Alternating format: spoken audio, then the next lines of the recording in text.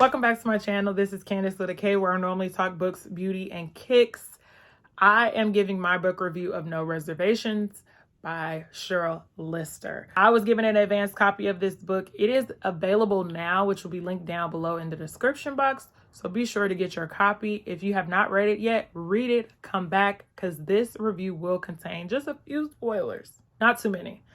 But if you're interested in my review, please keep watching. Starting off this book, I was really excited for it because what we get in the first few pages is we learn that there's a group of friends and one of them is on their deathbed, but wants them to step into their full potentials, kind of really pouring into them, although she is feeling her way.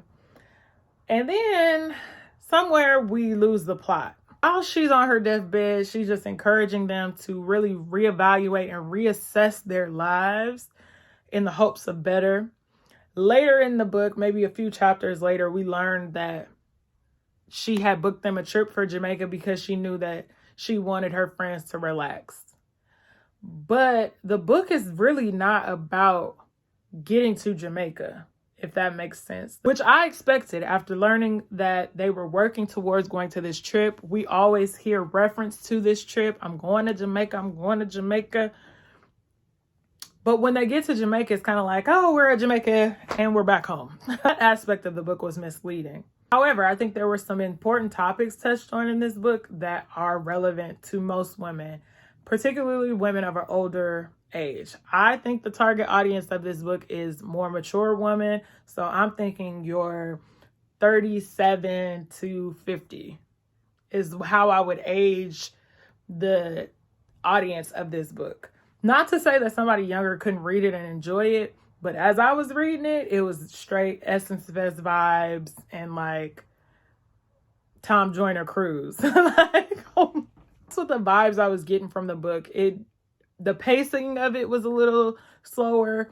Topics discussed are a little slower. Not slower, but more mature. So that's why I considered that. The storyline that I enjoyed the most in this book, so it is a tri story, because it's not dual, so tri story. It follows the narrative of 3 different women because their group consisted of a quartet. I actually enjoyed all of their individual storylines. So one of the women was recently divorced because she was in a domestic violence situation, but was trying to find love again. Although she has had this admirer for many years now, she finally was giving it a go. And I think that was very warming to read because after being in a what would be deemed failed marriage, here she is finding love. Very cute.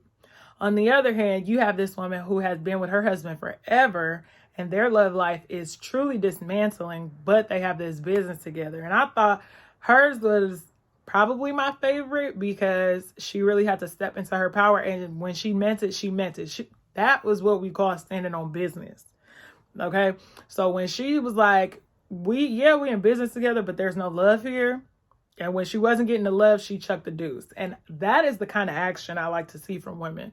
No tiptoeing, no dancing around it. It's like, let's get straight to it. And then she found out he was cheating on her with somebody that worked in their office and was trying to sell the company behind her back. And she was like, oh, well, I'm going to go buy me a new house. And went and bought a whole house. I like that. The one that was also very heartfelt was the woman who owned the daycare, and one of her students' parents, both of them were tragically killed in a car accident. And although she was on her own adoption journey, she ended up adopting the student. She was also trying to spark the love in her relationship because her husband was distant, but he wasn't cheating. And I thought that was an interesting take on how you kind of have to find new ways to fall back in love with people after you've been together forever. Because the love can be just dormant. So it just needs to be activated again. I like that. For me, this was a 3-star read simply because I just didn't connect with it as much as I had hoped. I expected the connection to the Jamaica to be far greater, although I hate Jamaica as a travel place. All in all, I think it was a great read. I think it was a very quick read. It only took me about 2 days, maybe 3 days to get through this book. I would encourage anybody to read it, although I do think it caters to a more mature audience.